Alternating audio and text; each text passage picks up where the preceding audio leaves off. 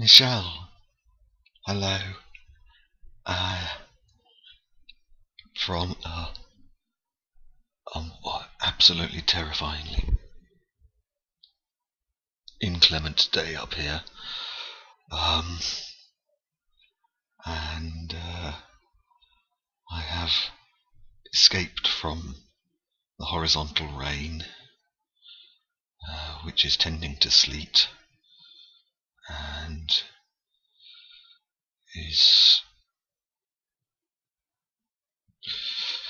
has pebble dashed my face, and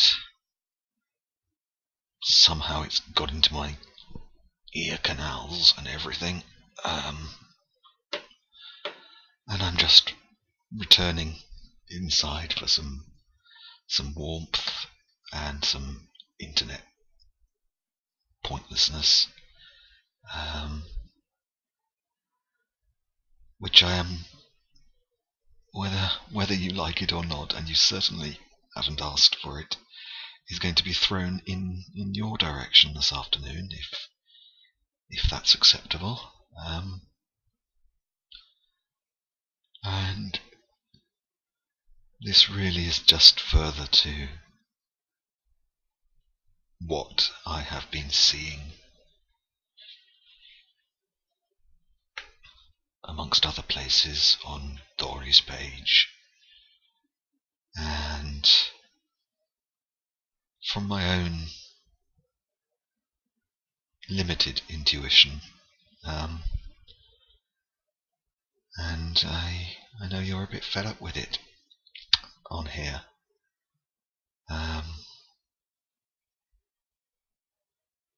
And I'm sorry about that. I'm genuinely sorry.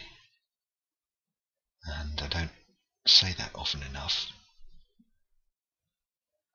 Because, well, firstly, I don't normally apologise to people unless they're very special. And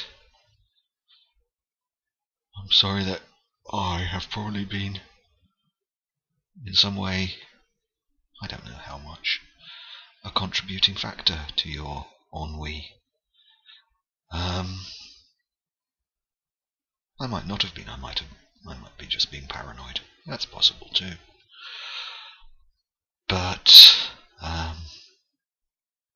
and further to what I declared publicly in the YouTube message I posted in my Tales this morning, I'm damn well going to do everything I can to help encourage you to stay.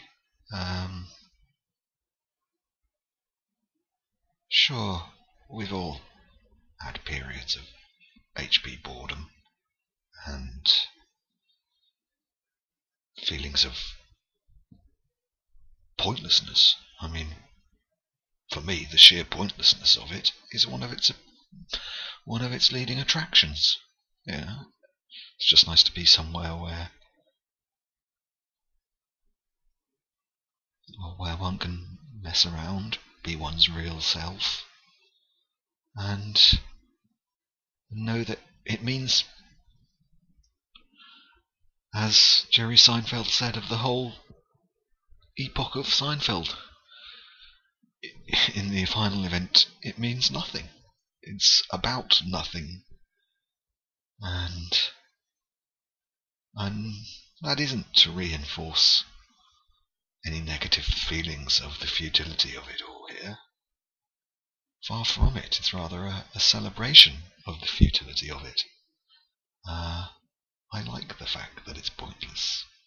I like the fact that I can meet relative strangers and be pointless with them. And it may lead to, I don't know, flirtatiousness. It may lead to temporary friendship. It may lead to long-term friendship. And I like the fact that I don't know that when I start off. And it's nice not to be in control of everything.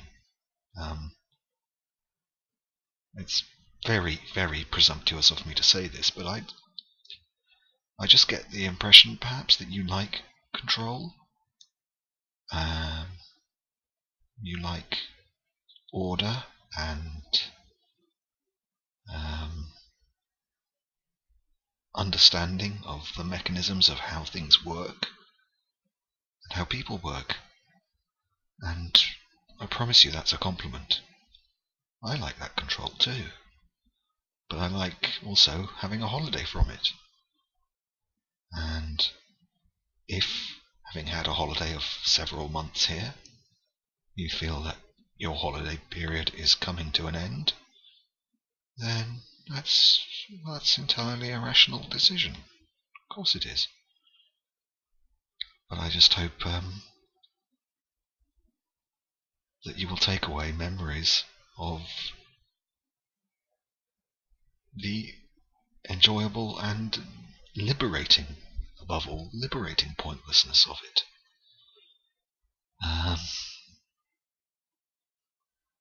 I'm not pleading with you to stay. It's none of my business whether you stay or not. It would just be nice for me, and very nice for others. I know I'm dicking around, I'm acting probably slightly out of character from the person you were kind enough to first befriend. Yeah, well, I'm, and you're not asking me to apologize for that, I know. I mean, I guess, and this is where it gets slightly personal, that during the black months of after initial diagnosis, I did lose all desire for social contact, and that includes flirtatious, stroke sexual contact with women or anything. And that apparently is a fairly common feature of MS, in that one of the things it does to people, although it doesn't do the same things to absolutely everybody, is to destroy the libido and to have certain undesirable physical effects associated with such. Sorry, that's probably far too much information. Anyway, all I'm just saying is that it's nice for me to mess around with people and to do the usual HP flirtatiousness, even naughtiness. I mean, and to me that's almost like rediscovering a lost aspect of myself. And I'm really sorry if that has in any way changed your opinion of me. You've never said it has, and I'm genuinely reluctant to believe that. I don't think it would have done, because you're not a judgmental person. But I guess, to try to say what I want to say in one sentence, I'm really sorry if my behaviour has embarrassed you. I don't think it has, really. I think you're bigger than, you're clever enough to see past it all. And it's conceited of me to assume that anything I may or may not have done has any role in your boredom and frustration. Oh, sorry. I'm just saying, if it has, then I'm sorry. Truly. And annoying you, making you feel I don't know, uncomfortable, whatever.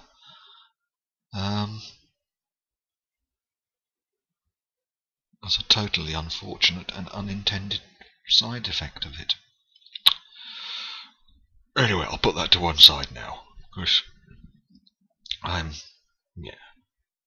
it's not about me, this isn't about me, and I know that kind of really. I'm sorry, try to speak normally.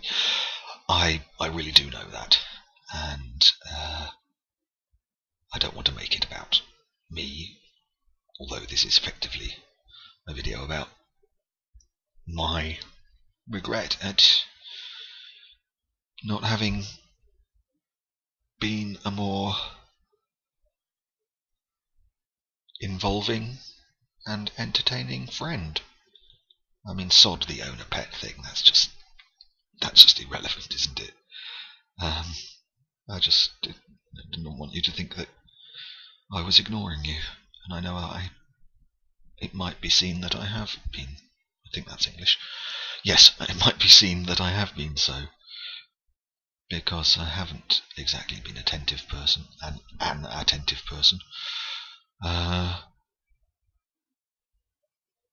Purely, well, not purely, primarily out of a respect for your personal space.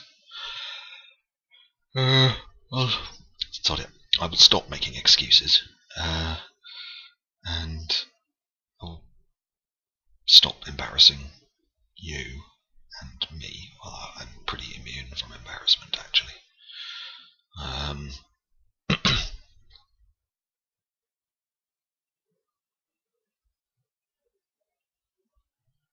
But this was just supposed to be a relatively honest, if dopey, appreciation of you as a person.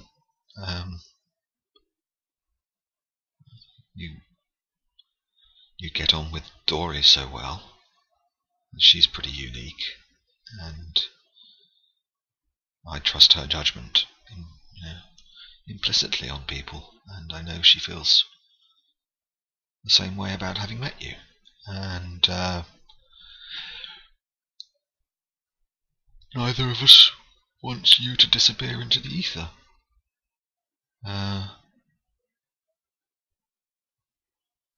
And God, I'm sorry.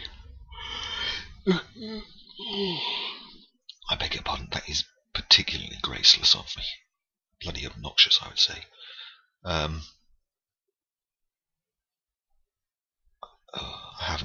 I have been sleeping reasonably well. Much better than I have in the past. But it does sort of catch up with me about this time, especially on a hellish day like today. I think the duvet is the safest place for me. And I really was. I've got it here. I was going to read you. Oops, I don't know if that's visible. I can't see the light. Come on. A chapter from this. The beginnings of a chapter from this. Because I know you have an appreciation of colour greater than most people. I was going to read you the chapter on René Magritte, and I was even going to go to the trouble of properly editing and illustrating it with the relevant pictures from Magritte's corpus.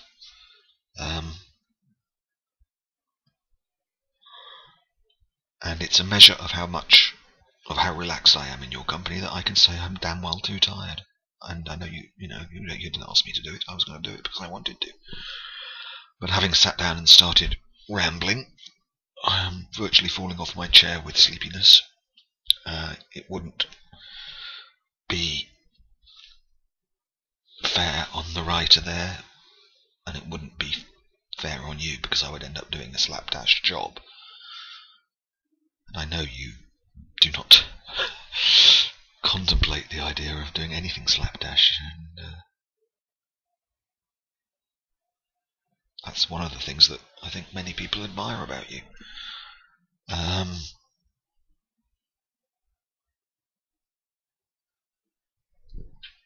I do have a couple of Magritte anecdotes that I was going to throw in there. Maybe they can wait for another day. Maybe I'll do it before you pack your HP suitcase and wander off to a different environment. Okay, I am definitely so tired that I cannot speak coherently. I am sorry if none of this has made sense and has just sounded like self-indulgent twaddle. I'm very good at self-indulgent twaddle. Yeah, I like self-indulgence. So, anyway, it's a Sunday and you have things to do.